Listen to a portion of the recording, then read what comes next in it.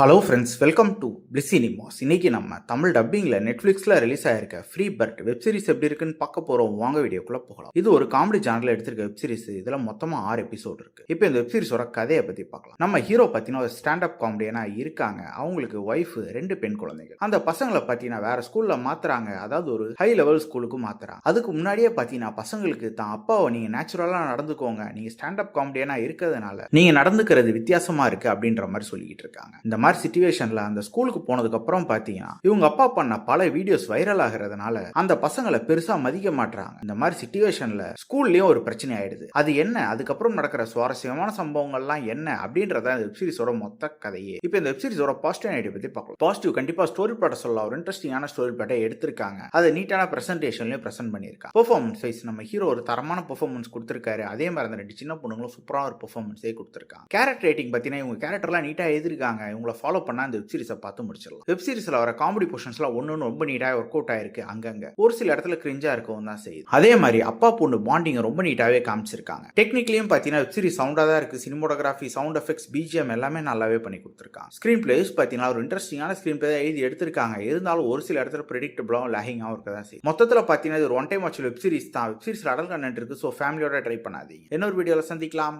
Thank you.